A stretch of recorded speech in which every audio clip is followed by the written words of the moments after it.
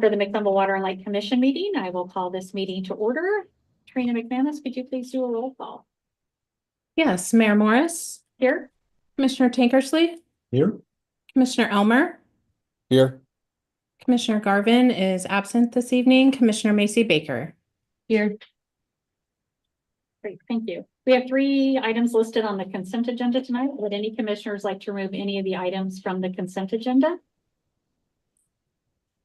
Okay. Would a commissioner like to make a motion to accept the consent agenda? So moved. Second. I have a motion from Commissioner Lisa Macy Baker and a second from Commissioner Tinkersley. Any discussion? Okay. All those in favor? Aye. Aye. Aye. Oh, forgot about you, Debbie. Weasley, I forget you. He's quiet. Included in the packet are accounts payable and purchasing reports. Are there any questions on those reports? No. None. Okay. We have no new employee introductions. Next, we have a consultant partner report with Brent Fuller from our forester. Is he Don't see him. here? No, he's not online and I have not heard from him, so maybe he will join shortly. Okay. We'll come back to that. There are no appearance requests on the agenda. Okay. And there are no staff reports on the agenda. All right, let's go back to Brent. Okay, we'll come back. We're going to go ahead and go with the water rate public hearing. Again, this is 5 o'clock, September 16th, the time scheduled for a public hearing on water rates and charges. As mayor, I am the presiding officer and will conduct the hearing, impose reasonable time limits on participants, and receive documents and reports into the hearing record. At today's hearing, the commission expects to hear a staff report. As presiding officer, I may permit questions of staff during or after the report. After the staff report, interested parties will be invited to make comments. Before stating your comment, please state your name and address for the record. I may permit questions of the interested parties. Today's meeting is being held in a hybrid format, both in person and digitally on Zoom.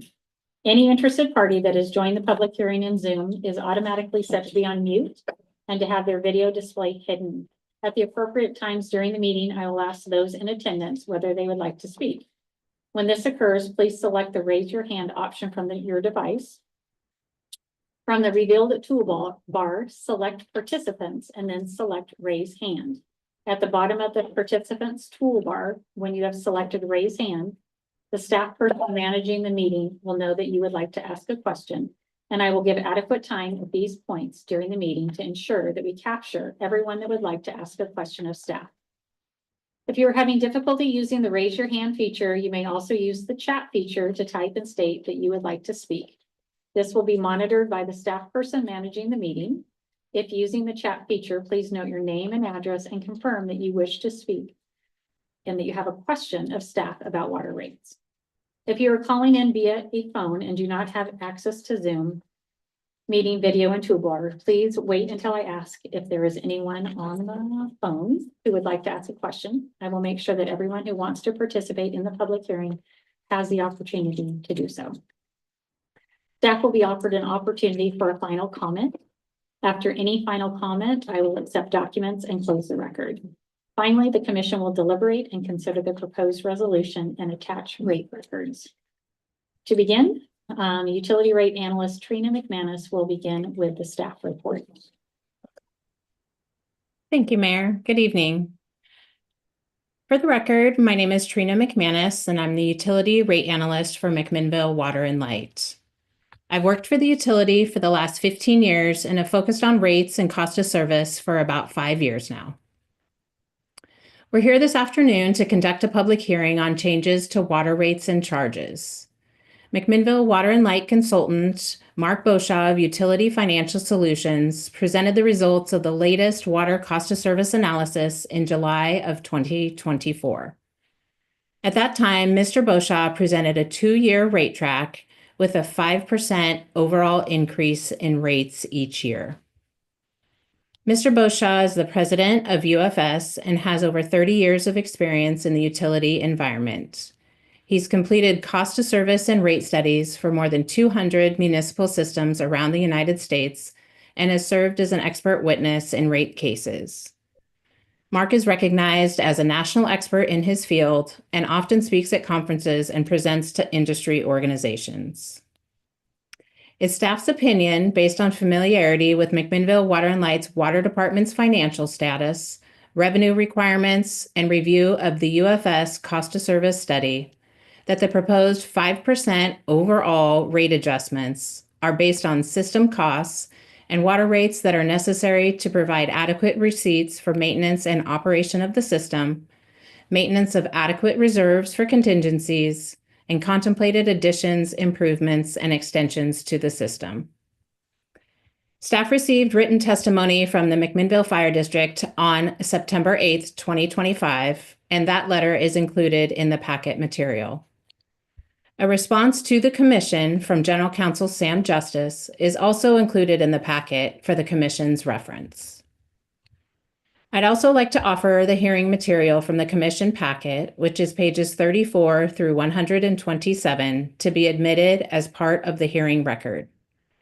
This material includes affidavits of publication for the hearing in both English and Spanish, the utility financial services cost of service study and financial projection report dated October 2024. Also, an analysis of rate design increases on the fiscal year 25-26 budget projection. The resolution to adopt new water rates as set in schedules W1 through W4 and W miscellaneous 1. Also, the public comment received on September 8th, 2025 from the McMinnville Fire District. The response from General Counsel Sam Justice, the city charter, email communications between myself as utility rate analyst and utility financial solutions, our consultant regarding fire hydrant charges, and also the McMinnville Water and Light fiscal year 25-26 water budget. I'd be happy to answer any questions that the commission may have. Does any commissioner have questions right now? No. Don't have any at the moment, Trina. Okay. So hearing agenda, staff report. We have no questions of staff. Interested parties. Do we have anybody? Chief, yes, Chief Godfrey.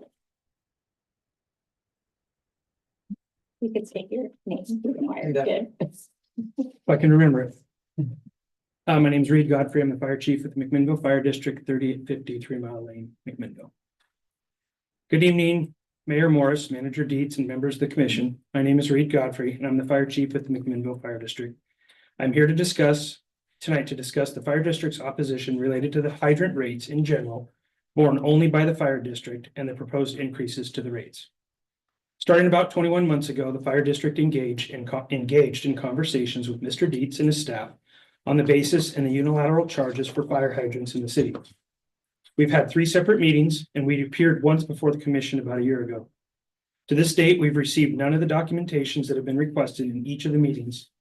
In our first meeting, it was stated that the need for the hydrant charges were to maintain the hydrants. We asked if there were records, and they stated there were. We have requested those records, and we still do not have those records 20 months later. We've also asked at the meeting what avenue they were using to charge the district only for the fire hydrants, and they stated it was ORS. To this date, we have not received that ORS they were referencing. We set up a second meeting with them to discuss the rates and the reasoning. At that meeting, it was discussed they fell under the home rule. And again, that the rates were to maintain the hydrants. Again, to this date, we have not received those records. Our next meeting was last year at the public hearing to discuss the charges for fire hydrants. After much discussion, the then mayor asked if Water and Light had discussed the rates with us prior to implementing them, since we were a new fire district. They said they had not, and the then mayor moved to forego last year's rate increase to give us time to discuss the rates. Most recently, we set up another meeting with Mr. Dietz and his staff to discuss the reason for the rates and how they came to the amount being charged. At that meeting, they went away from the maintenance of the hydrants. Rather, it was for the cost to maintain the entire system, to include the storage and distribution of the water.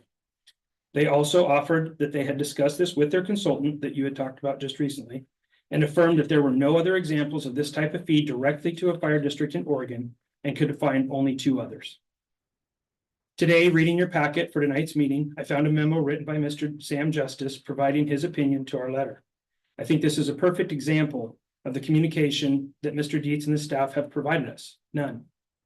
The fire district did not receive this letter in response, rather one that was written and placed in the packet. The fire district has made every attempt possible and is still willing to discuss the matter in person with the appropriate staff, and still have received nothing. I am not here to debate Mr. Justice or Ms. Teed's letters. I'm here to point out that this fee is unilateral, is not fair, is not equitable when the fire district is paying for all the hydrants in the district, but we are not the only ones using them. All other users pay water rates. It is also misrepresented that the fire district benefits from these hydrants. The truth and reality is we are a conduit, not the user. The resident or commercial property whose house or business we put out is the beneficiary of the water. These hydrants only cover approximately 9 square miles of our 98 square mile fire district. This is a benefit to the customer, not the district. Of note also, Mac Water and Light provides some water to the city of Lafayette. However, their fire department is not charged any rates for the fire hydrants or the use of the water or the storage and distribution. The fire district pays the same rates all others in the city pay, the usage rates and the fire line rates, then we solely pay for the fire hydrants. An example that Water Light used in a couple of our meetings was the Creamery fire, where we used approximately 2.2 million gallons of water. To put that in perspective, if we were to pay for that water, we would have paid $5,000. These fires are few and far between. I respectfully sit in front of you today and request you discontinue the practice of charging solely the fire district for hydrants in the city of McMinnville, and would like to engage meaningful dialogue with the district to try and come to a fair, equitable solution for both the commission and the district. Thank you. I have a question for Yep. you, Big Chief. You talked about last year's meeting, Meetings, yes. the commission meeting where we had the rate hearing. Yes, Were you there? I was. Didn't the district tell the commission that the charge for the fire hydrants was a surprise to it? Yes, that's an accurate statement. Yes. And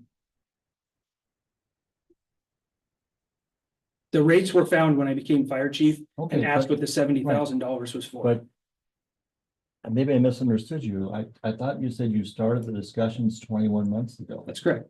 When I became fire chief and I went through the budget, my budget at the fire district, I found a $70,000 charge to Mac Water and Light. Knowing that we paid monthly rates, I asked what that was. No one could answer. We came to Mac Water and Light, and that's when they stated it was for fire hydrants. That's when we set up our original meeting. And we've had 3 meetings specifically with staff, and then one where President Garvin, myself, and Ms. Teed attended, which was your hearing last year. But 12 months ago, didn't you tell us that the fire district didn't know about it until very recently? I can't answer. President Garvin's the one that spoke. You were there. I was here, and I think you were too. Yeah. What I will tell you is it was a surprise to us when we took over as a fire district and I became fire chief. We subsequently had 2 meetings with them to talk about the surprise, if you want to call it that, of the rates. And then we came to your hearing, and then we met with them one time after that. And when did the fire district start? I've forgotten. I'm sorry. July 1st of 2023. And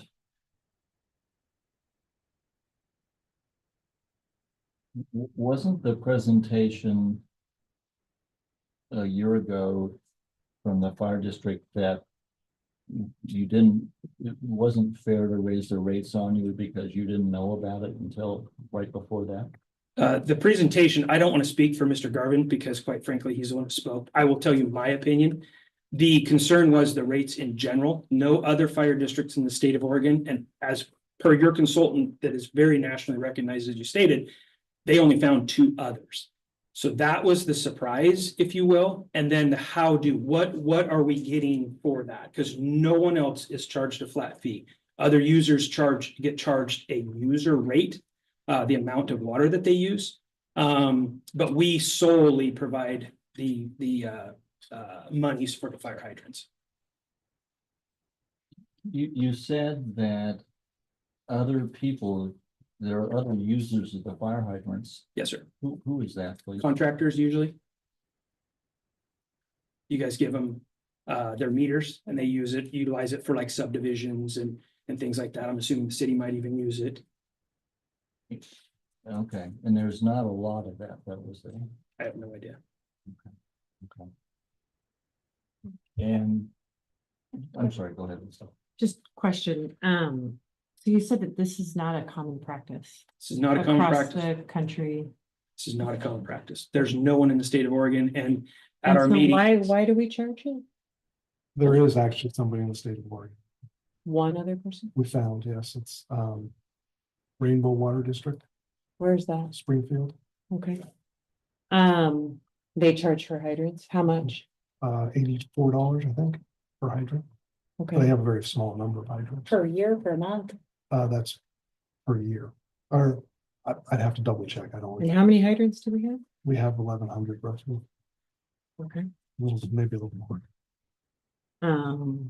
And so why do we charge for the hydrants? Well, we charge the rates. Remember, we're not a taxing entity. So when the only way we get revenue is based on cost of service. Yeah. So we have an estimate of expenditures Mhm, and we go through a cost analysis to mhm. divide those expenditures into rate classes and divide those costs into the various rate classes, residential rates. What are the other? Do we have a commercial rate for No, water? we We don't. don't. We just. Residential rates by meter chart class. And there Meters are not- other water, I mean, there are other utilities that do this, what Cost we of do, service, right, yes, cost of similarly, like Right. that's a common practice. So why, But this isn't a common practice. so we Yeah, attribute. I'm not sure I agree with that Yeah, we statement. Okay. attribute I'm- that, Right. so we Okay. attribute a charge to serve, and our rate consultant and our analysis demonstrates that there's a cost to providing hydrants in the Mhm, city, or hydrants in our system. mhm. And so we have 1,100 hydrants, and there's a certain dollar charge that costs us every year. And I think our rate analyst or our rate consultant could explain what that is on an annual basis and where that number comes from. Okay. But then so that's a cost that's attributed to the rate class. And in this case, we really only have one customer in the rate class, and that is the fire district. So, and as you saw from the memo, of the cost that's attributed to that rate class to provide that hydrant service, Water Light charges right now, I think is charging the fire district about 12% of the actual cost of maintaining that fire flow, those hydrants, for the benefit of the user, the fire district. And so, and Chief Badry, does the fire district use the hydrants? I mean, is it? We use the hydrants to put out fires. Yes, that's Right, correct. right. So that the fire So if your district, house is on fire, we put it out. right, for you you. would use the hydrants in the city of McMinnville. That's accurate. And are they very important, not very important to your system, very important? You only, no, I would say not very important. They're not very You're important. 9 square miles of my 98 square miles. So I put out fires in another 89 square miles without fire hydrants. Without fire hydrants, would you use water from a McMinnville hydrant if you went outside the city? It is a potential. We could use it from, depends on what part of our district's in. It could be another city. It could be a lake, could be a river, could be a pond, could be a swimming pool. Many other avenues. But yes, fire hydrants But is if one of you them. were in the city of McMinnville and you were fighting a fire, you'd be using those hydrants. In most cases, the answer would be yes, not in all, but in most. Yeah. Okay. It's, I think it's pretty well established that in the city of McMinnville, the primary user of those hydrants is the fire district. They're in the rate class and they are charged about, I think right now about 12%. And I think the proposed rate would move them to 15% of the actual cost of the hydrant. So, I mean, to answer your question, why we are a cost-based system. So if you impose a cost on the system, that's what the rates are based on, and that's how we recover because we're not a taxing on it.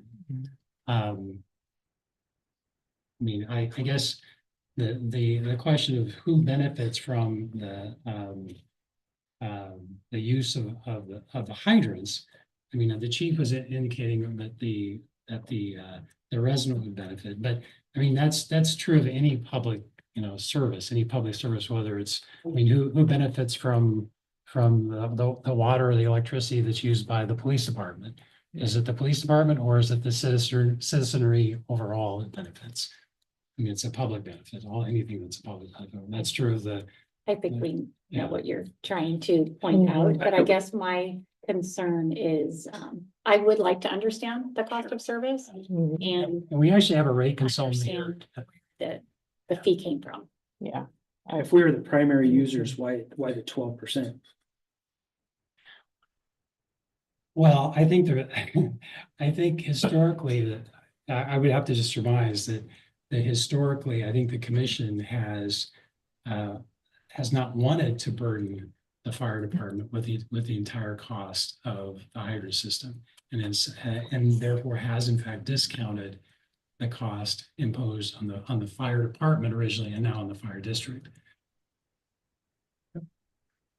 Excuse me, I have a follow-up question. Yeah.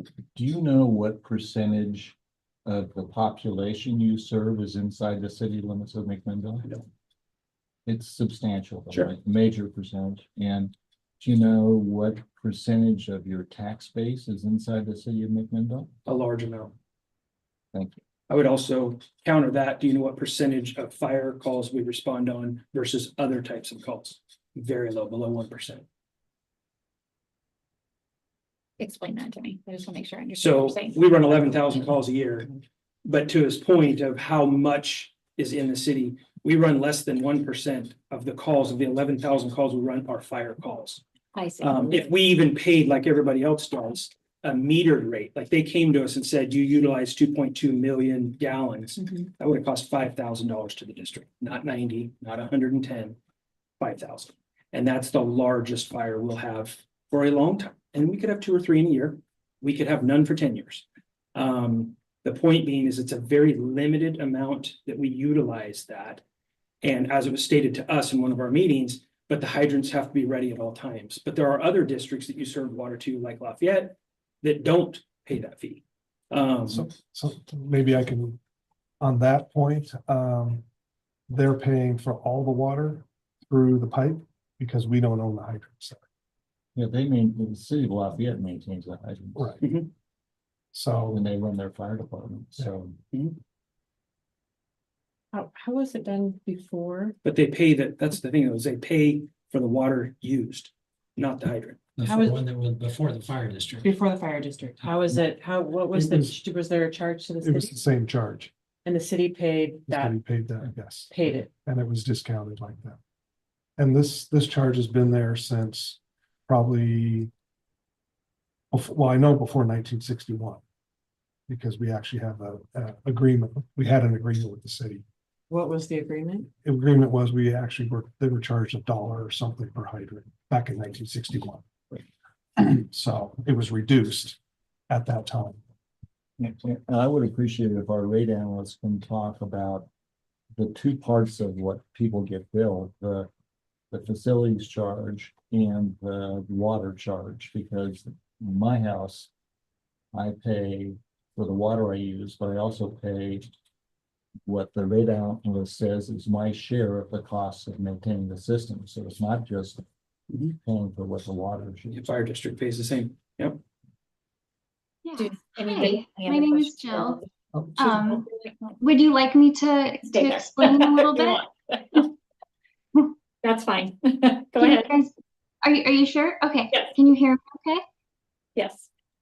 Okay, great.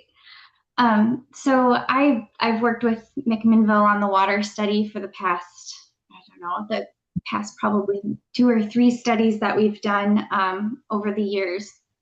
And the thing with fire protection specifically is that we have to essentially oversize our distribution system in order to have the excess capacity available to serve in case of a fire.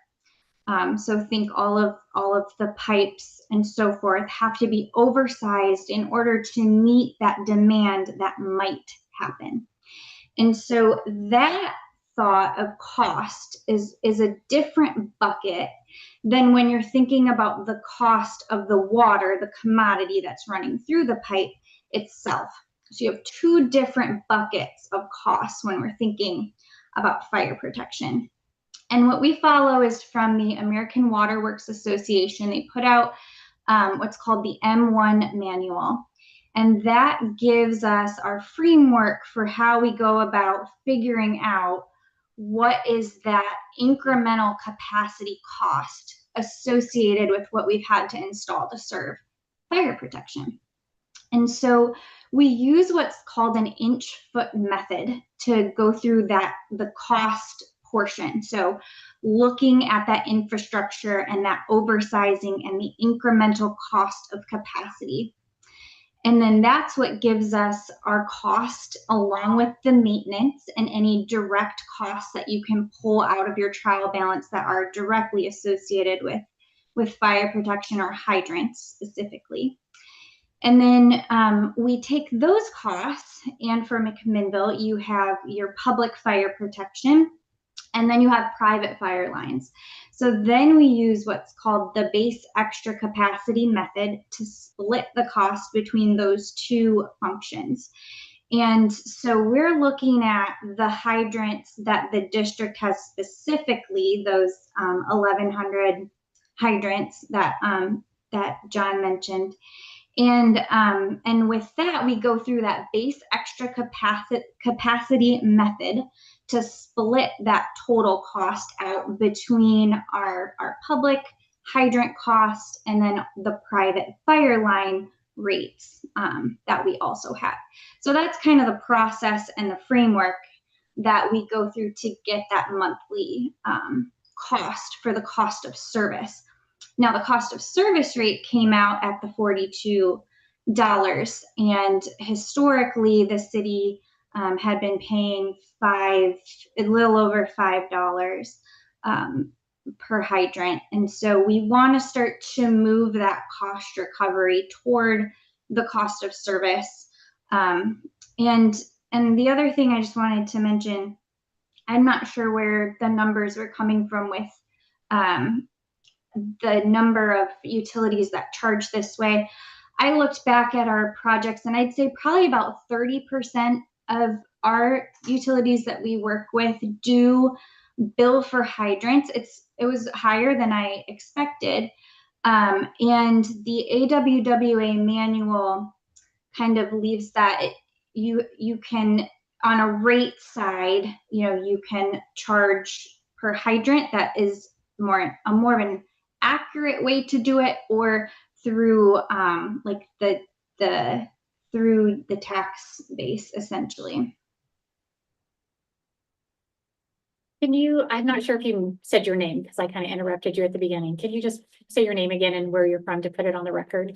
Yes, I'm so sorry. I'm Jillian Jerzyk, and I am from Holland, Michigan, and I'm with Utility Financial Solutions. Thank you very much. And AWWA stands for American Water Works Association. Yes.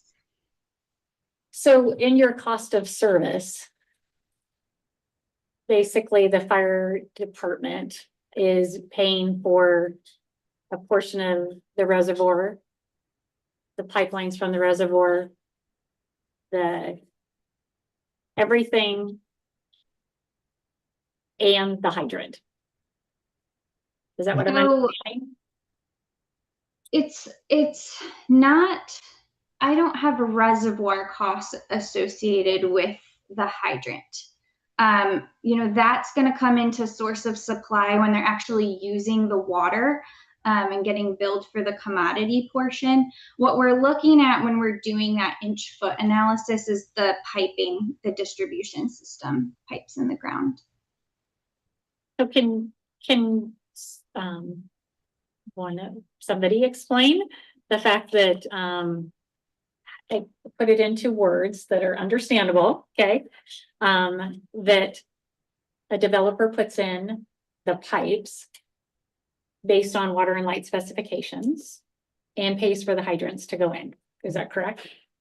And then Water and Light maintains those, Takes ownership of. takes ownership. So explain how that works, since it's not something that Water and Light is paying to put in.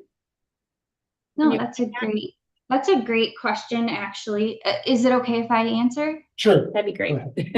Okay, okay. So essentially, when the line that the developer puts in is that service line to the house, I think is what you're thinking of. No, they actually, these- in a subdivision, they would put in all the infrastructure in a subdivision. So like the main pipe, Yeah. the fire hydrants, the services to the homes, they would put all Yes. the infrastructure in. The only thing we would add is the meter. Yep. And so, and then those assets are then donated back to the utility.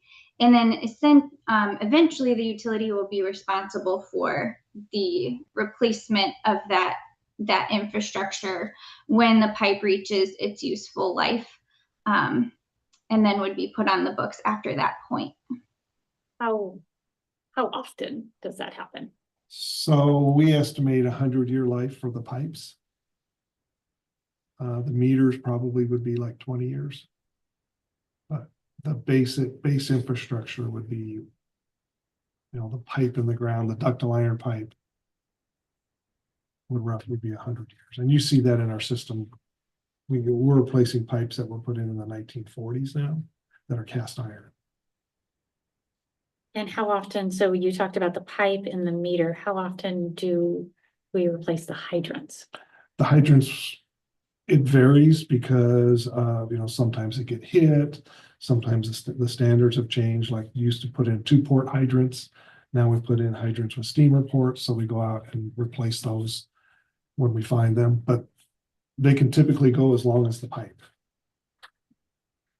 It just depends on the operation of the hydrant. Is there a way to understand that cost of service, like the replacement of hydrants, the maintenance of the actual hydrant? Do you clear hydrants anymore?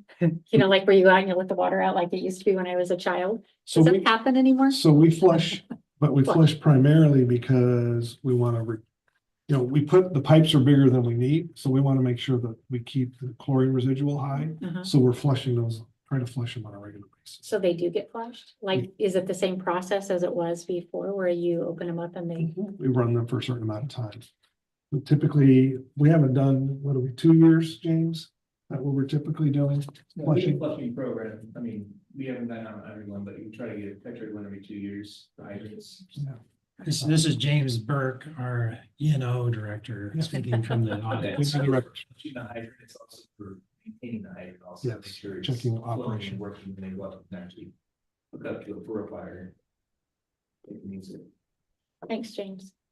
Is there a way to break down the cost of the hydrants, the maintenance of the hydrants, replacement, that portion versus the development piping? Does that make sense? I think I understand the question, but part of the issue is when we go out and replace the water main, we typically replace the hydrant at the same time, so it's all one cost to us. Okay. And so we actually, any maintenance that we do on the system, it goes into one bucket essentially. Whether it's a hydrant, whether it's a pipe, whether it's a service, those all go into one bucket that we have for distribution events. And do we have, I'm sorry, I should know this from the budget. Do we have a line item that of what we've spent on maintenance for hydrants? We have line budget. We have a capital, it's not a maintenance, it's Okay. capital replacement. And what's that? Do It's you like know? $25,000 a year. I think is what we have in the budget. Which would do, I think, about 3 hydrants. Roughly.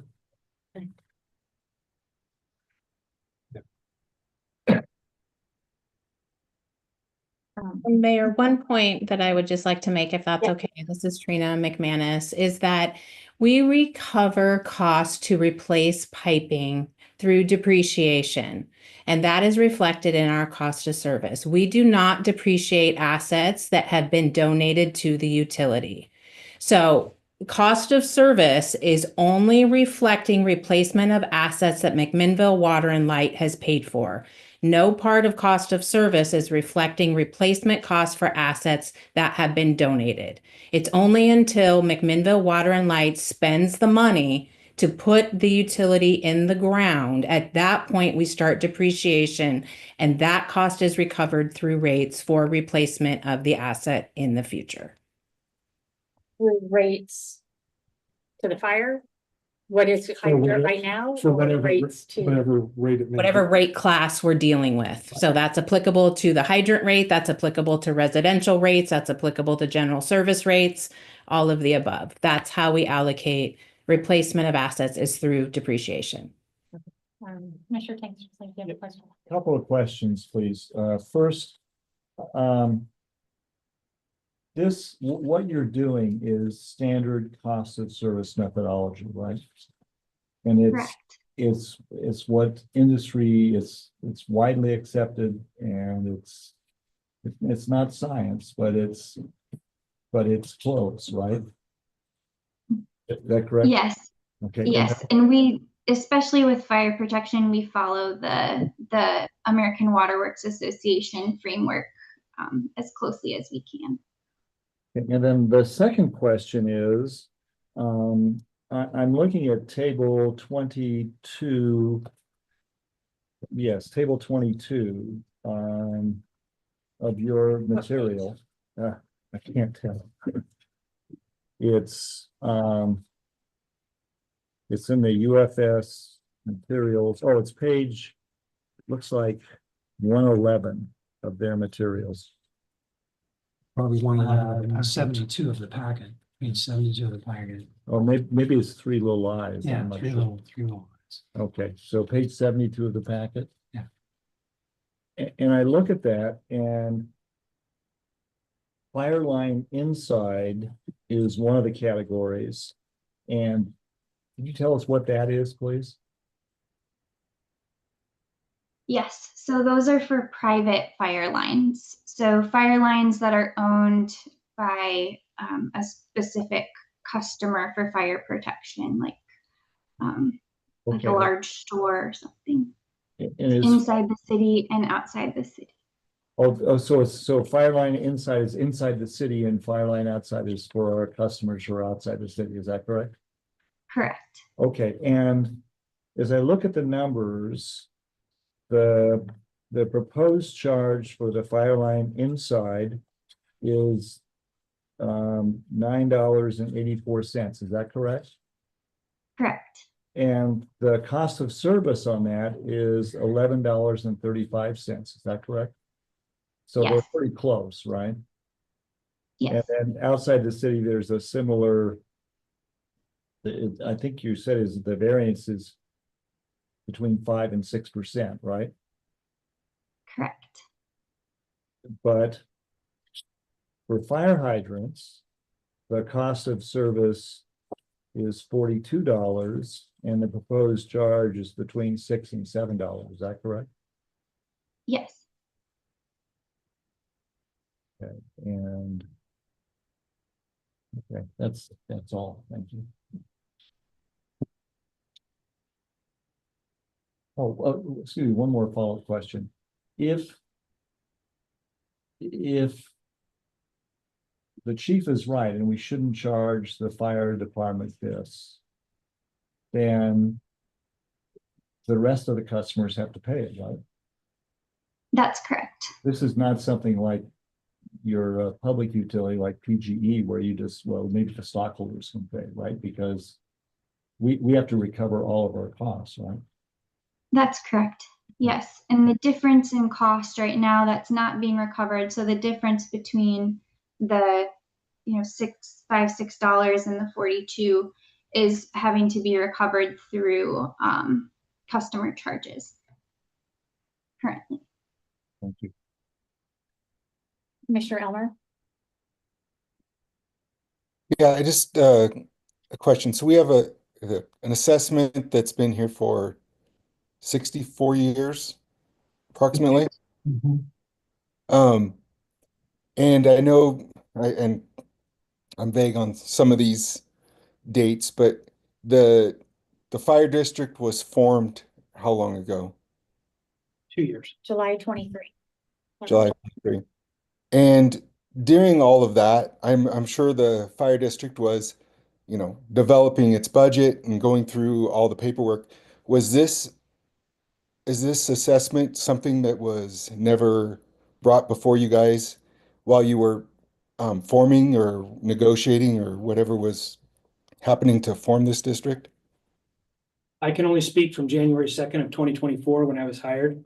The city managed the fire district from July 1st, 2023 to December 31st, 2023. The district then took over their own budgeting, their own financing, paying their own bills after January 1st, 2024. So you are accurate in the sense that the city may have known about it before, the city may have budgeted it before, the city may or may not have paid it before. I don't know that. But I can tell you when we took over a fiscal responsibility, January 1st, 2024, when I became fire chief, that's where the question arose. So there's potential that this, I know you guys, when you guys were putting this together, the people before you were putting it together, they had to have been looking at their budget and preparing a budget to enter into, you know, at some point when you guys took over all the financial responsibilities, was this fee something that was not told to you guys by the city and it's now a surprise? Or the city created the budget for that entire fiscal year. So we worked under that budget. Whatever they said we would do, we did. So we assumed it January 1st, but the city is the one that budgeted that first fiscal year 23-24. We took over the management of the budget in which they created January 1st of 2024. So we didn't have the ability, we didn't put together that budget, the city of McMinnville did. Our first fiscal budget that we put together, the McMinnville Fire District, is the July 1st, 2024 fiscal year 25. I raised this question as soon as I became fire chief. I can't tell you the exact date. I could, we have the emails, but shortly after I was hired in reviewing the budget. okay. So you had the city's budget and understood what that was when you guys took that over and prepared your future budget. I can't speak of what happened before me. I can speak of when I took it January 1st of 2024. That's where I started asking questions of the budget. The predecessor to me, we had an interim for part of the time. We had the fire chief retired in October of 2023. I can't speak of what they said or what they did, but I can tell you when I took over and I was in charge of the budget, that's where I felt. Okay, thank you. Well, I can also say though, when I asked the question of everybody, nobody could answer to me what that fee was. And that's where the question came from. Was it lined item on It the is a budget line item. as just a fee? I mean, it didn't. Mac Water and Light, I think. And that's what caught me because I was like, gosh, we pay for, at the time, 2 stations, Station 12 and Station 1. We pay water rates, we pay the fire lane fees, we pay everything that everybody else does. But then there was this separate $70,000. That's what caught my eye. And I asked staff, and staff didn't know. That's where I reached out and we had those meetings.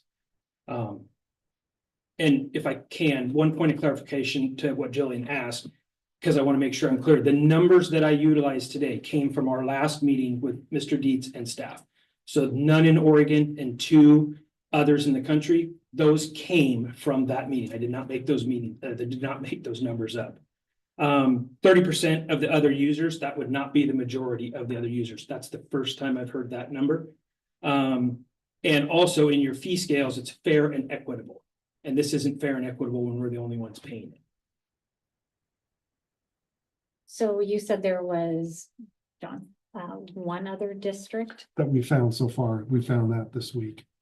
So we didn't know that Right. prior to Correct. the charges that we have been. And so we have other municipalities like ours and they like, so Rainbow is Springfield.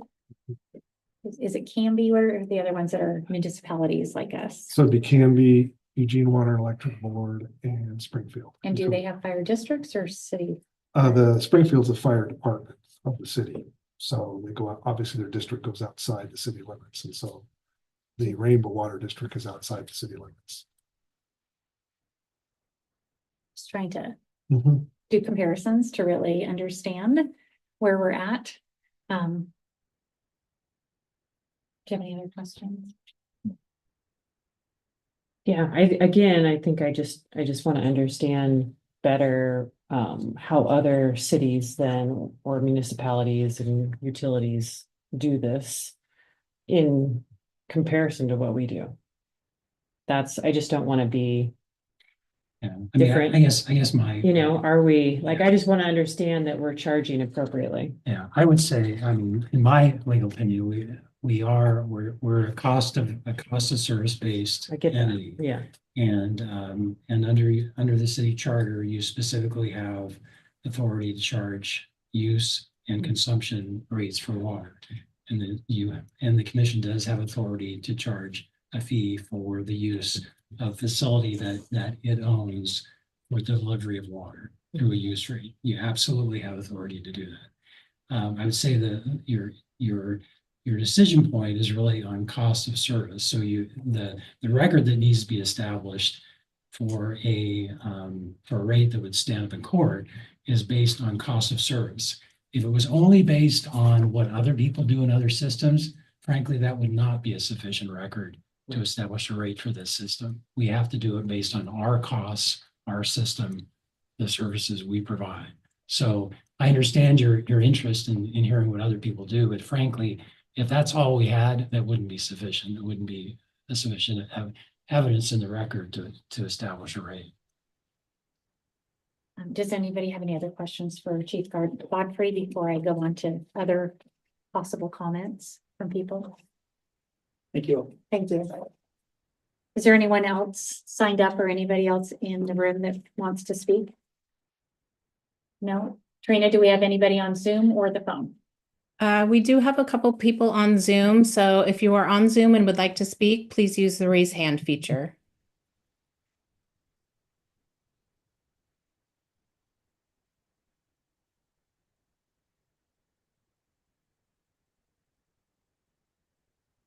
Giving people a moment, but I do not see any raised hands. Okay. And no one on the phone? No. Okay. Staff, final comments? Final comments would just be that staff recommends that the resolution included in the packet along with the proposed rate schedules be adopted as presented this evening. I personally am not prepared to. My feeling is to accept a rate increase, except for leave out an increase to the hydrants until we have more information for me to totally understand where we sit and understand the cost of service more, and then bring that part back. Madam Mayor, maybe just in all right, you have, just to confirm, you have accepted pages 34 through 127 from the Yep, package. they're in the They're packet. right. Yep. Thank you. And are we prepared? Do we want more, have any more questions? Or are we prepared to close the hearing record? Just asking, nobody said anything. I think. We're I able think- to do. Yeah, I have this. another question. So, Feel free. Mayor, are you talking about, we would not do an increase, just like we did last time. We would keep the rate the same and then between now and the next rate hearing, you have a chance to do this. I would not want it to wait till the next rate hearing. Mine is to have an educational and educate myself and the other commissioners within the next couple months to get it taken care of, so that we're not in this spot. So we would but we have to call another rate hearing? Yes, we would. Right, we would have to notice, in order to set a rate, in order to change a rate, we have to publicly advertise for a hearing. We have to hold a public hearing anytime we move a rate. Which I understand. Yeah, how many hydrants are there? 1,120. Yeah, actually, I think there's 1,160 something. So this is about $1 a month change, so be $1,100 a month. I guess that's worth it. Yes, Okay. that's what we're holding it for, but I think it's the bigger picture is that we need to make a decision as a commission, and being a fairly new commission, except for you. There's more that I would like to know when we do have somebody that has a concern, especially with a partner of ours. That we do our education and then come back. That's how my personal. Yeah, and I want to feeling. understand the basis of it, rather, not just the increase from whatever it's going to be for the fire hydrants. I want to understand the basis of the whole thing, just because I see a letter, I see, legal issues brought up and potential legal ramifications, and I want to make sure that I'm doing the right thing. Commissioner Elmer, do you have some input? Yeah, I agree with you, Mayor. I've got questions. I think it's just historical and to understand the whole concept a little bit better. A few questions. He said that fee was $70,000. Is that correct? What it was a year? 70,000 a year. Yes. And we said we were charging him roughly 10% of the actual cost. Is that correct? Yeah, I think 10 to 15%, somewhere in there. Yeah. And so that's costing us $700,000 a year to maintain those. Is my math rough numbers? I would not say maintain, I would say that's the cost of service. Because maintain, Okay, it's all the pipes and everything in the ground as well. It's not just the maintenance of the hydrants. got it. Mayor, I think this Okay. is a good discussion. Years ago, I went to the president's, Mark Beauchamp's, classes at APPA, I think 3 years in a row.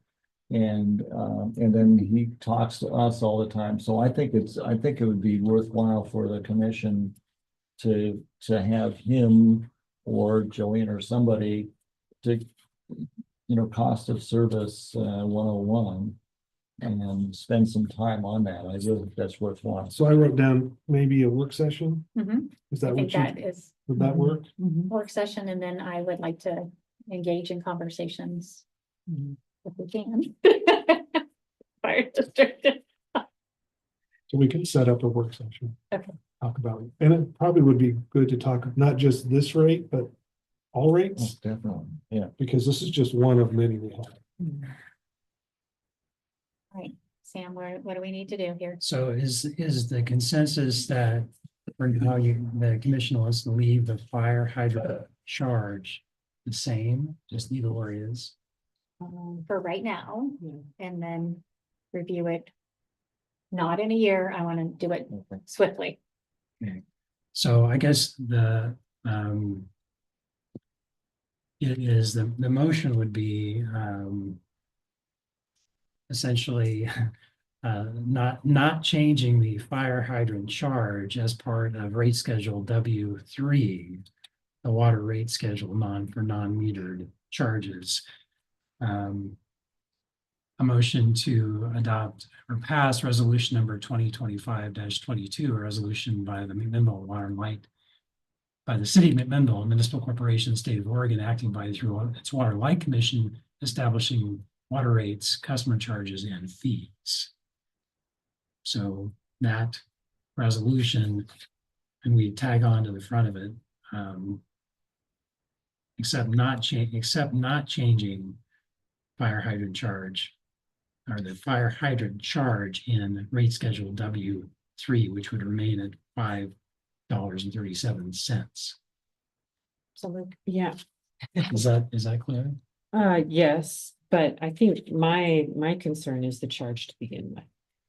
but I think we need to Can be we not? educated to understand Yeah. whether it's right or wrong. 'Cause Right, if but it's- are we still agreeing that charge is staying in place according to this? No, that's what I'm proposing, but it's up to you. I'm just concerned that it's an appropriate charge to begin with. That's what I want to make sure. The mayor is talking about learning about it and then having a new rate hearing, one way or But, the and other. this isn't just regarding the change then. So if we have a new rate hearing, we could decide then to, okay. Yes. Great, okay. This is just for Got now. it, got it. Yeah. hate to So we take could it then away. decide Yeah. to take it Yes. away, okay, Yeah. got it, okay. Thank you, sorry. No, you're good. That's You're good. So, Before we Sure. vote, as I read the letter, the fire district threatened to sue us. And I think that's serious. So I think that if they want to talk, in the usual communications between the fire district and Water and Light about, whether the hydrant needs to be fixed or they need more water here or there, that's fine. But anything about this, I think it ought to have our attorney there, and probably they'd want their attorney there too. Because I hear the fire district saying, well, we weren't acting in good faith, and I don't want staff to be in a position like that. So I don't know if I need to make a motion for that, Sam, or, but I would like anybody, commissioners or whoever, that we don't, if Yeah. they, We need to all do it in good faith and just be cautious. Mhm. Yeah. Absolutely. Mhm. Okay. okay. So I would move Sam's motion that we adopt the rate schedule as presented.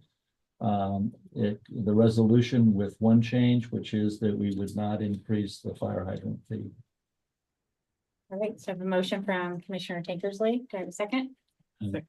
Is that okay? that's fine, that's fine.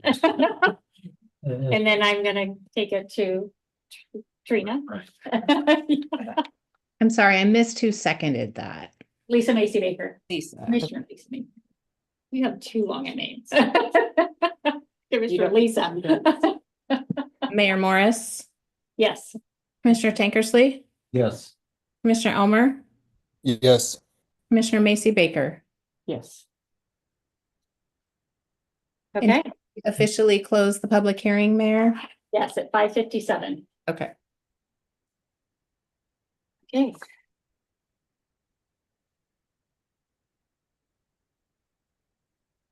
We do have Brent Keller on the line now. It's gonna go back. We're gonna go back. So consultant and partner reports. So Brent Keller.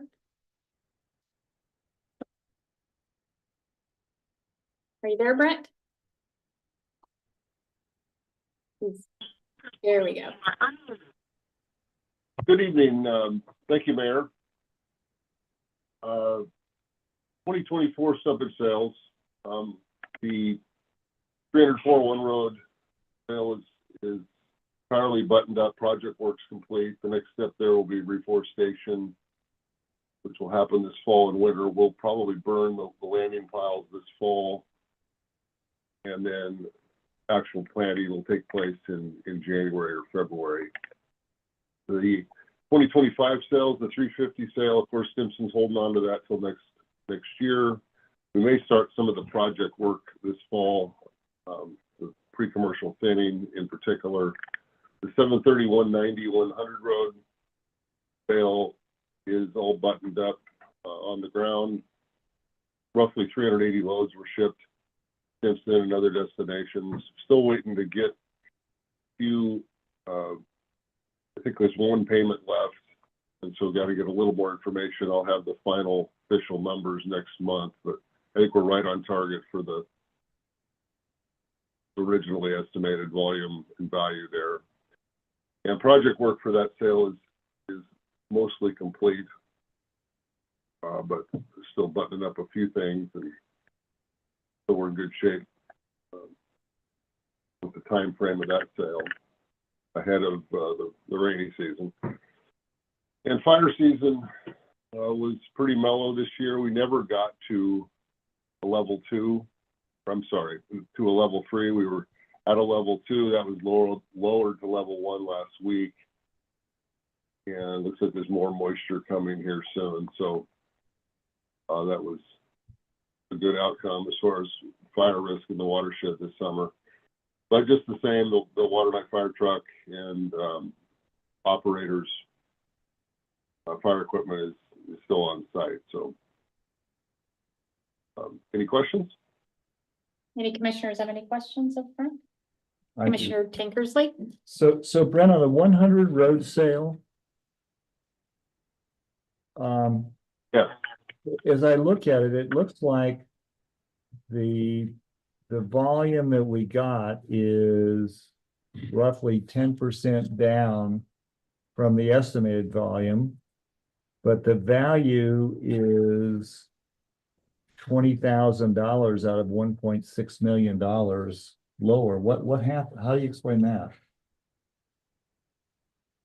Well, to date, we probably have more lower valued species than originally estimated. Maybe more pulp volume or hemlock than Doug fir. So you're cutting more volume for less value in that case. We'll see it when we get the final numbers in how it shakes out, but that would be the scenario there. Okay, if next meeting you have the final, I thought since the logging was complete, the numbers would be, but they aren't complete. Okay.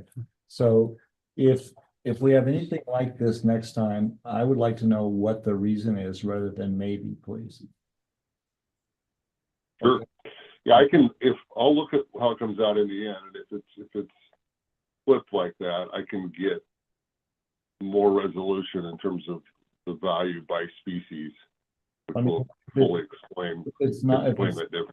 Yeah, if it's not off very much, don't bother. But if it's off like this, I think commission ought to know about what it is. Sure. Thank you. You bet. Any other questions, Brent? All right, thank you, Brent. All right, thank you very much. Have a good evening. Okay, next we go to MWD board appointment and grant application. So that's going to be me. I'll speak to that. Actually, Ms. Herzog is here, Executive Director for MEDP. Invite her up. And you've got two items here. One is on the appointment to the Board of Directors. So the MEDP bylaws provide that the Water and Light Commission under the MEDP bylaws appoints one of the MEDP board members. Mr. Dietz has served in that capacity, I believe, since 2018. And I suspect that Ms. Herzog may be asking for him to be reappointed. MEDP is also here, and Ms. Herzog is here for the purpose of, again, requesting approval of a grant agreement under which the commission provides, this year would be $90,000 of funding to MEDP. There's a resolution in the packet for the purposes of approving the grant agreement. But with that, I may will turn over to Ms. Herzog to present. That's what you do, Patty. First, I want to say thank you to the Water and Light Commission for your partnership. MEDP is a unique organization, not only here in McMinnville, but across the state, for the strong partnership that it has with the city of McMinnville, McMinnville Water and Light, and McMinnville Industrial Promotions. That foundation allows MEDP to focus on creating great jobs for McMinnville. And supporting the businesses that bring those jobs to our community. And John has been leading the organization, and we greatly appreciate his support and leadership on the board and your continued support of our work at MEDP.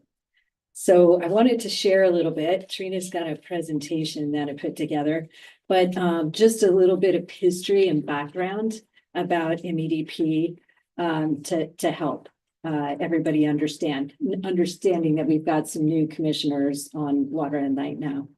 Our mission is to drive sustainable economic vitality, and we do that by focusing on what we call traded sector businesses. These are companies that export goods and services and bring new dollars into our community. This work began, MEDP was part of the Chamber of Commerce. We started as a committee there.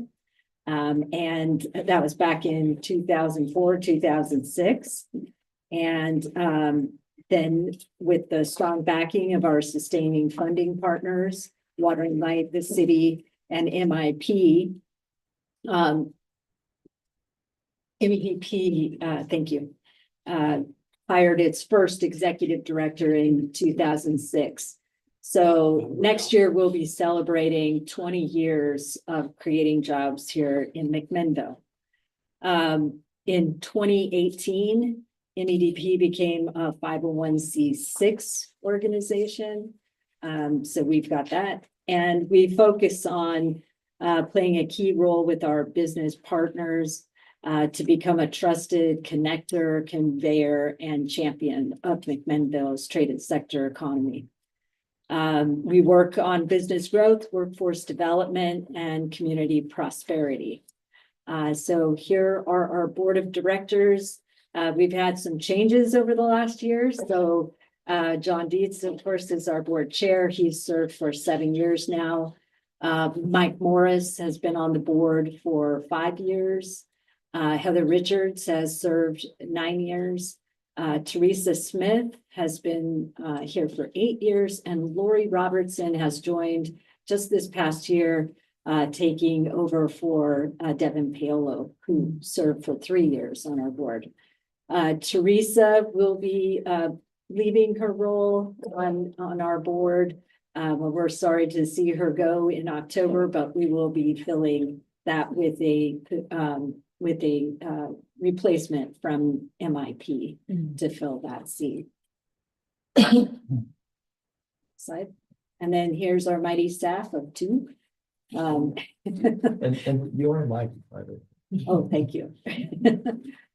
So Heather Hadley Blank is celebrating a major milestone this month. She's been with MEDP for 10 years now. She's seen many executive director, I shouldn't say many, but several go through the door, and she's been here all along as board members change, just does an amazing job for the community. And then I've been here for 3 years, and it will be 4 years in January. A little bit about our budget. This is a breakdown of the funding that we receive. So you can see our largest funding partner is McMinnville Industrial Promotions. That contributes 105. The city of McMinnville contributes 88. Now that's 75,000 in cash, and then it's also includes the in-kind services. That is office space within the community development department. Also IT service, and copy machines, phone systems, all of that office to do our business. And then McMinnville Water and Light last year contributed 85. And the request this year is to increase that by 5,000, which has been the last couple of years. We received $12,000 in Investor Circle, and I think it should be noted, this is one of the special things about MEDP is because we came from the chamber, we are not a membership-based organization. So we do have a business community that does contribute to us. What this does not include in here, and it shows 16% decrease, is that we did receive some in-kind contribution from MCM TV video. So that's not cash, otherwise it would be at the same level. This is our cash contributions. Like I said, here are our founding partners, and that sustaining revenue allows us to continue serving the community and our partners. We have 4 strategic initiatives that we arrange our work around: business retention and expansion, workforce development, helping our employers get the skills and talent that they need to continue to operate, business attraction, and then innovation development. Our job, we help businesses solve problems, we help connect them to the resources that they need, and then we help celebrate their successes. A little bit about the economic development landscape. There's a lot on this slide here, but there's a lot of folks working in economic development in our community. So our city partners, we have our, what's referred to as the stable table or economic development partners. That includes the Chamber of Commerce, Visit McMinnville, the Downtown Association, the City of McMinnville, and MEDP. This group supports the Economic Vitality Leadership Council for the city to help move forward MacTown 2032 Economic Development Plan. So that's an important part of the work that we provide. We also have in the city the Urban Renewal Advisory Committees that helps with the renewal of Alpine Avenue and that redevelopment area. Like I said, we work with the EVLC and MacTown 2032. And then one that started in the last, it's been going for 3.5 years now, is the Workforce Integration Network. And this is a organization that is not formalized. We don't have any kind of charter or any organizing document, but we meet on a monthly basis with higher ed, industry, and workforce resource providers to meet the needs of employers in our area. There are also some support in economic development from the county, and that's through our partners with Joya Goodrum, who's our economic development manager for Yamhill County, SEDCOR out of Salem, and they cover Yamhill, Polk, and Marion County, and the COG also provides some support there as well. Then Business Oregon offers the incentive programs. So all of us are really looking to Business Oregon. We are the boots on the ground for the state to get the information. Our regional development officer is Arthur Chaput, and he has been highly successful in supporting our companies here in McMinnville. Over the last couple of years, he's been able to support in bringing $2 million of strategic reserve funds to companies like Empower and another company, Applied Physics Technology, to help with their expansion projects. And then our other resource partners, Chemeketa, Linfield University, the school district, Willamette Workforce Partnership, OMEP, and the Small Business Development Center. So these are the resources and the tools. And what we do at MEDP is help connect our businesses to the best supports that they need to move their projects forward.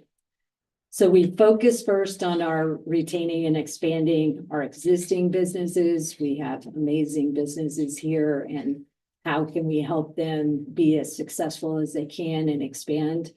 In workforce development, we've been working since February of 23 on an American Rescue Plan Act funding that the city of McMinnville received from Representative Ron Noble to do workforce development initiatives. Happy to say that we're nearing completion of that grant. Right now, we're finishing up a contract that we have with the hospital for internship programs, where students got paid for internships in many different departments within the hospital.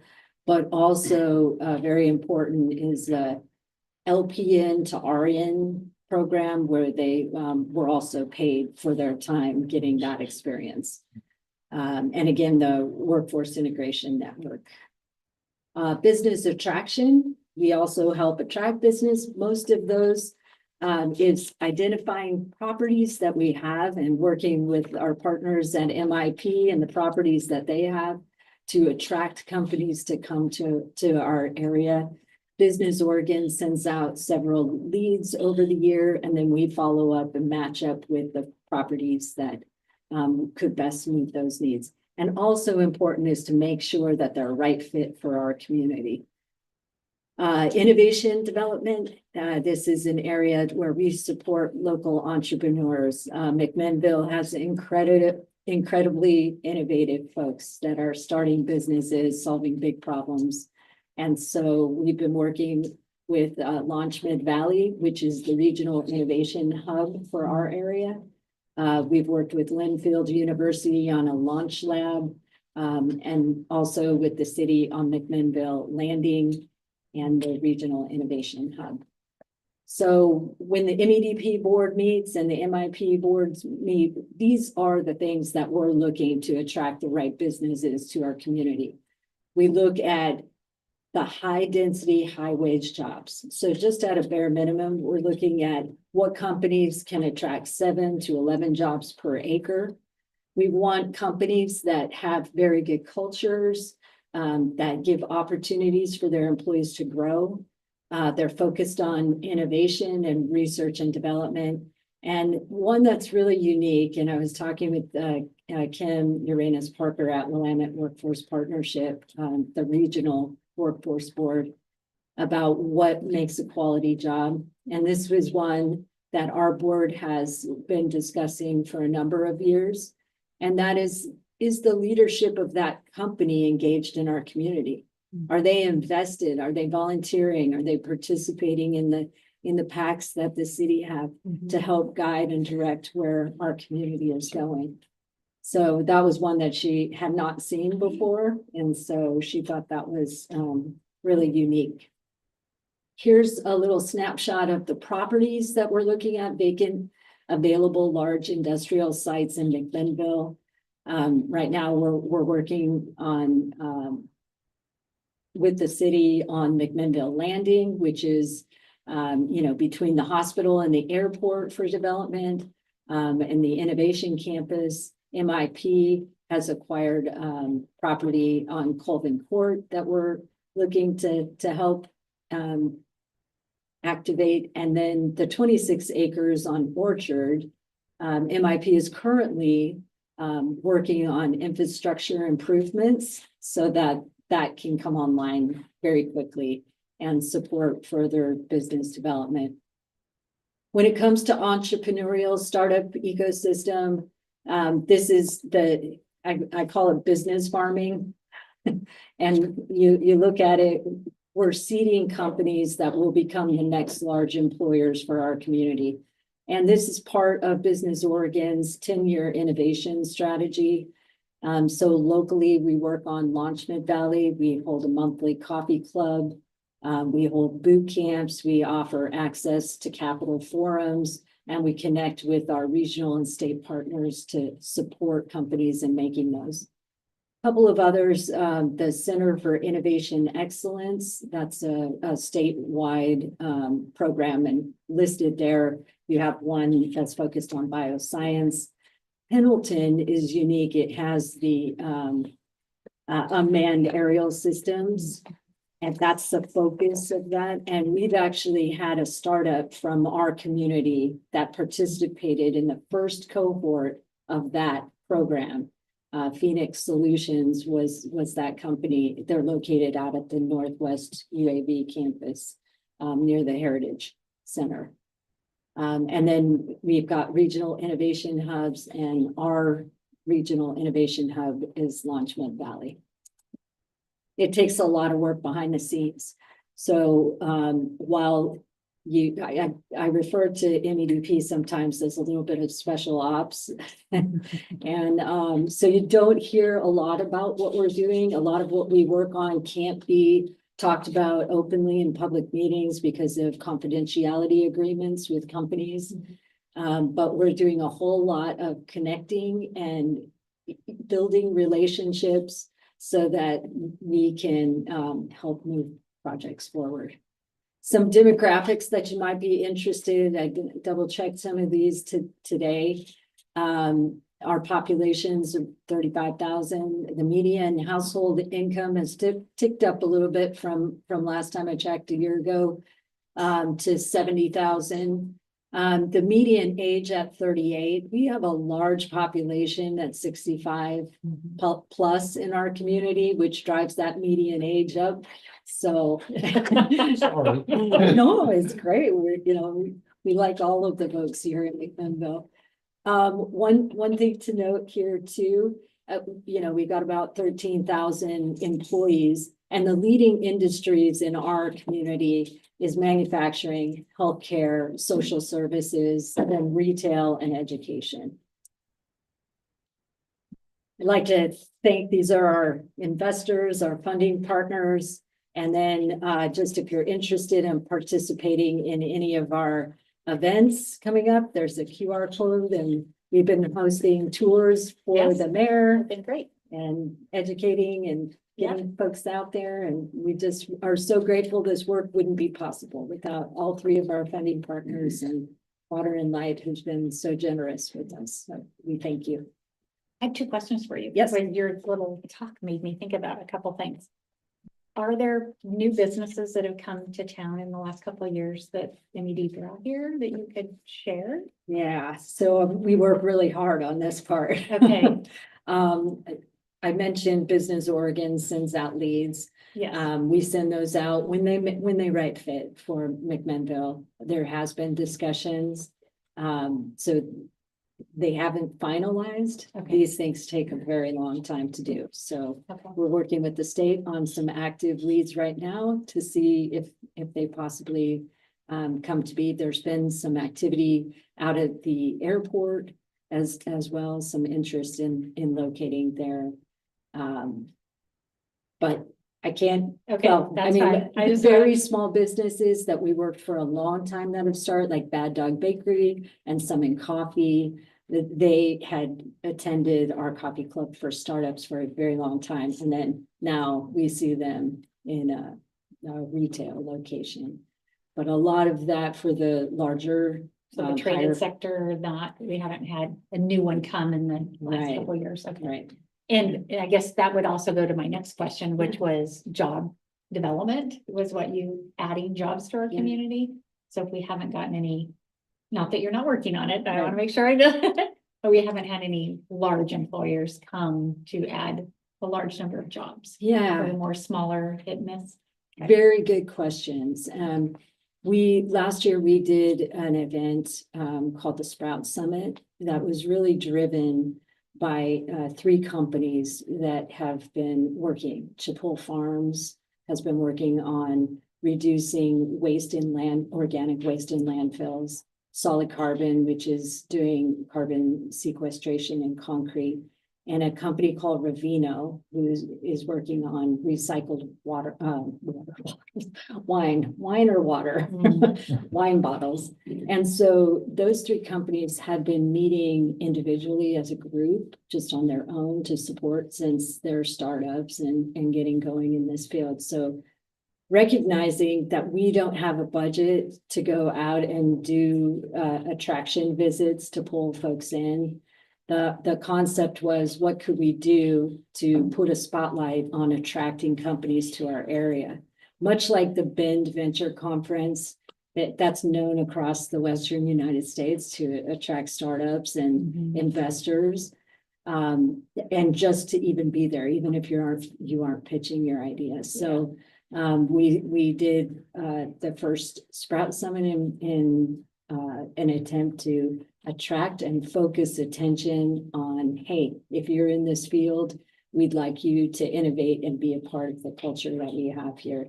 So again, they take a long time to do, but it's starting to say, hey, we can't go to you, but come to us and we'll show you what we're doing here in our community to attract it.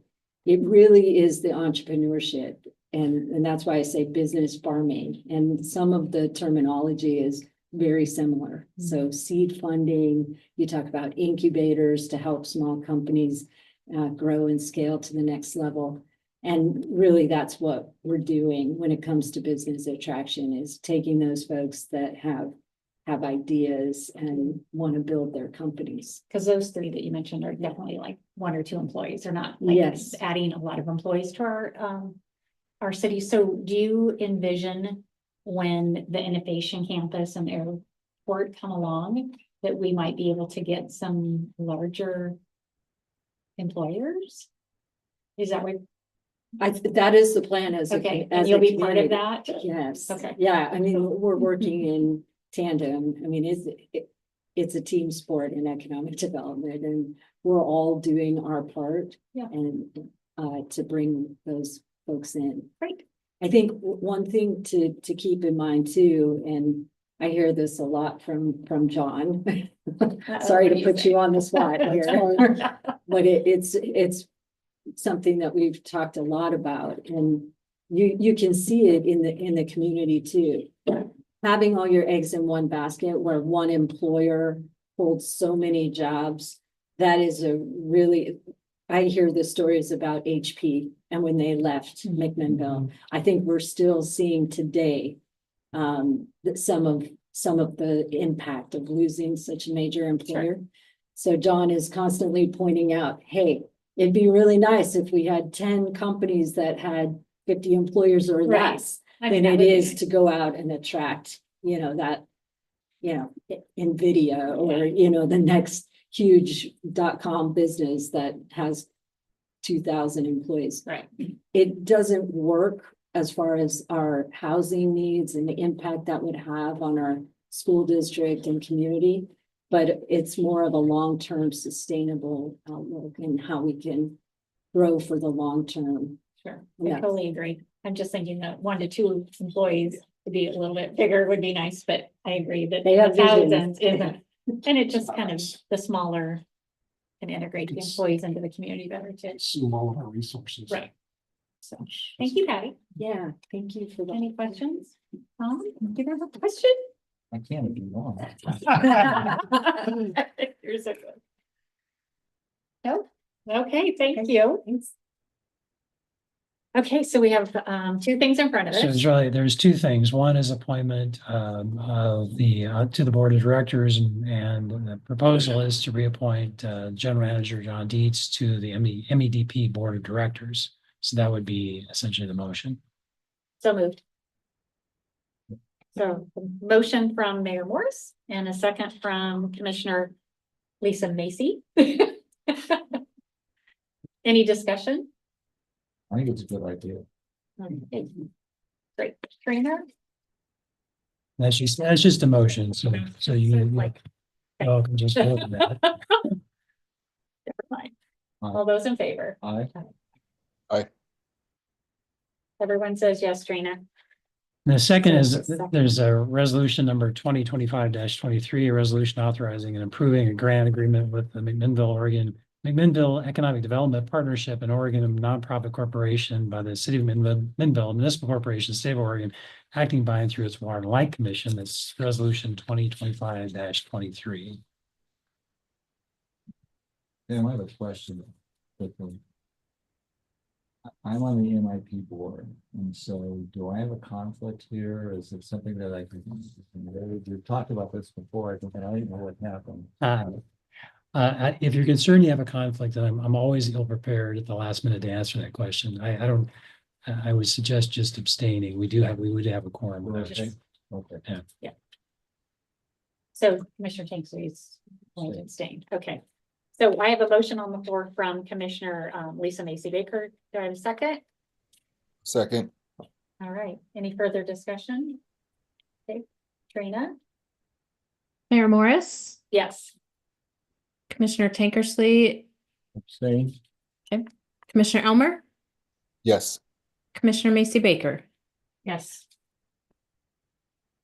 Congratulations and thank you, Patty. Okay, next item is the Organic Valley easement termination and by James Burke. Good evening, Okay. James Burke, Engineering Operations Director. So our engineering staff's been busy wrapping up some easements. One of the ones I have tonight for us is out at Organic Valley. So back in 2021, there was a fire out there. And part of that fire destroyed a facility out there. As part of that, we were working with Organic Valley to establish new water easements and new electrical easements out there. So the water easements have been wrapped up. Tonight I brought forth one to terminate the electrical easements out there. So we have new easements in place. Everything's working well. The relationship's good out there in regards to that, and both parties are happy. So this is just some housekeeping items to wrap up the easements for termination in regards that we're not using no longer out there. So with that being said, I can open up for questions, but we do have a resolution for that as well. And we don't have any, just like the water, we don't have any future need for the easement we're getting at. Right? That's correct. Okay. Any questions? Okay, so you want to read the? Yes. Thank you. So this is resolution number 2025-24, a resolution approving the termination of the easement by the city of McMinnville, a municipal corporation of the state of Oregon, acting by and through its Water and Light Commission. Motion? Second. So I have a motion from Commissioner Lisa Macy Baker and a second from Commissioner Tankersley. Any additional discussion? Rena? Yeah, Mayor Morris, yes. Commissioner Tankersley, Yes. Commissioner Elmer, Yes. Commissioner Macy Baker. Yes. Thank you. Item D, has been tabled. Sam, did you want to provide an explanation? I can just say we were in discussions with the city about an intergovernmental agreement relating to the Third Street improvement design. But in the last week, in my discussions with the city attorney, it became apparent that we weren't there wasn't a meeting of the minds on the costs, so we sort of agreed to pull back on it. He's going to be out on paternity leave for like 6 weeks, so probably won't come back to you for a couple of months at least. Okay. I think. Okay, thank you. All right, so now we have our general manager report in the packet. Did I forget something? Which one? Item E. I don't Oh, have it. processor review of general manager. Did I skip right over E? Yeah. Sorry about that, Mayor. Yeah. Yeah, I don't have an E. What's 10? Right, so that is me again. I put that in E. Yeah, Yep. Yeah, you're on it. okay, Yep. yeah, it's just not on my, it's okay, Trina. It's like, what? Sorry. This is our annual process for review of the general manager, so Okay, um. so we need to appoint someone. So yes, on an annual basis, what we've done in the past is appointed one of the commissioners to work with general counsel to take in the annual reviews. Whichever commissioner is appointed, I'll work with to come up with essentially a draft document, which will then be later will be discussed, presented and discussed with the commission in a follow-on public meeting. Part of that public meeting will be in executive session. The parts that actually relate to review and critique of the performance of the general manager. Part of that discussion has to be in the open session. For example, compensation has to be discussed in open session. So, but the first step in this process is to pick one of you to sort of lead that process and allow me to work with in doing that. How much time approximately do you think that takes? Well, it always kind of depends. It's probably you're talking about for the commissioner. Want them Boy. to have a realistic idea if Yeah, somebody It's volunteers. probably, I might say 5 to 10 hours worth of work. I mean, I'll do a lot of the legwork in terms of what I'll do is I'll put together a review form for you all to take a look at. And also, Mr. Deach usually puts together his annual report, sort of a goal statement. I'll put that together. You also get to see what his review from last year looked like. We'll also collect. We're also going to collect the Milliman survey, which speaks to salary. The Milliman is a report of is sort of a statistical report of other utilities in the area in the Northwest region, of like size. And that'll give you an opportunity to see what other general managers are being paid. So we're speaking to compensation. But so we'll get a packet of materials out to you. It may not all come at once. It may come sort of in a couple of spurts. I think we don't generally get the Milliman survey until sometime in October. So we had Middle of October? yeah, so we don't have it beginning of October. Okay. But the review document will get out to you with John's job description. I think we may also have a job description review for you this year. We may ask you to take a look at his job description. So we'll get a little bit of a process to work through. But that initially will start with whoever you designate as the commissioner. Okay, But Sam, we all will respond to these questions, Yes, right? yes. So it's not like that person is the only No, one that does it. No, it just gives me somebody to work with and to come up with a draft document, because what we do is, rather than having you all sort of do individual reviews of John, we try to, mash them together into one review document that you eventually are going to look at and come to a consensus on before it's presented and adopted. Okay. Is there a commissioner that would like to volunteer?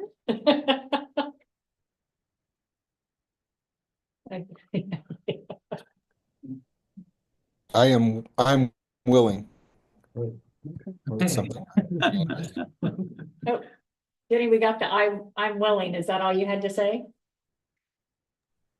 Don't ask me Yeah. anymore. pretty much. Yeah, just say yes. Well, his mouth was moving when I couldn't hear anything. Thank you, Jenny. Thank you. Okay, Okay, do we need to, I think a motion would be appropriate, a motion to appoint Commissioner Elmer to serve as the reviewing commissioner for the purposes of the general manager's review. So moved. okay, so I have a motion from Commissioner Tankersley and a second from Commissioner Lisa Macy Baker. All those in favor? Aye. Aye. Any opposed? Congratulations and And thank you, Danny. I think it'll be a good thing for you because you'll learn more about, what the GM does and all that kind of stuff. So, And so you can expect in the next week to 10 days or so, I'll try to get those at least the first batch of documents out to you. great, thank you. Okay, now we can move on to John's report. Any commissioners have any questions on the report? John, I always think you do a great job on your reports. yeah, They're very helpful. detailed and Yeah. information with pictures and everything. Julie's great at that. Oh. Whatever she is. Any questions? Okay. Let's see, now any commissioners have any comments tonight that they'd like to share? Real quickly, I think it's good that the commissioners who haven't sat through hours and hours of utility revenue before ask about it and are gonna get educated about it. So it's really one of the things I've enjoyed is that if we didn't understand something as a commission, then staff will get us somebody who will make it so we can understand. And I think it was a good decision to do that and a good decision for you to get that kind of training.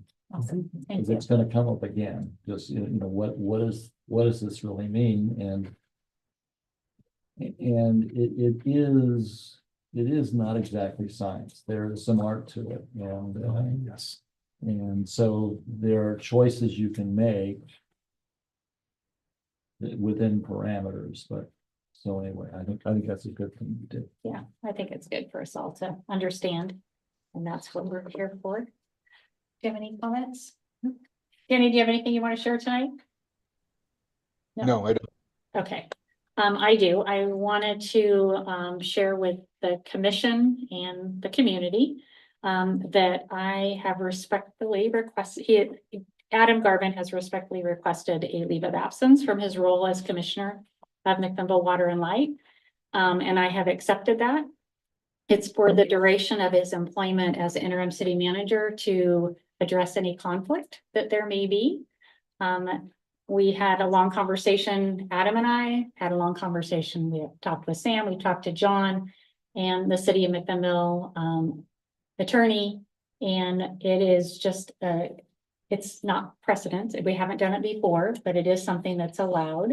And so accepting the leave of absence so that he can serve the city in a different role during that interim.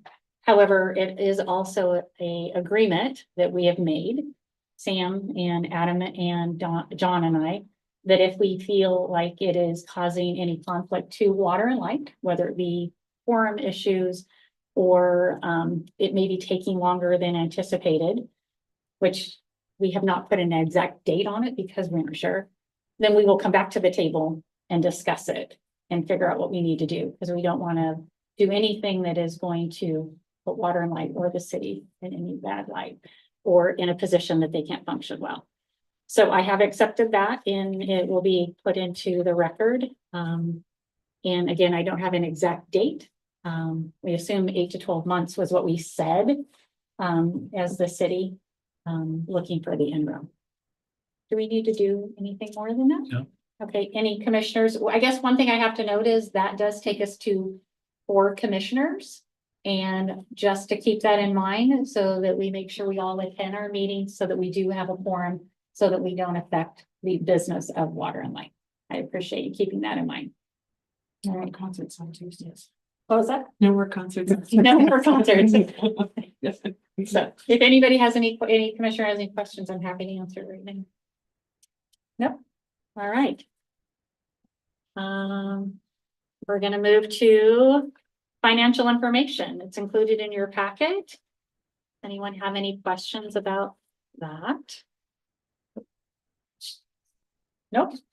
Okay, we will now be going into executive session. There was no further action to be taken by the commission this evening. So we will not be returning to open session.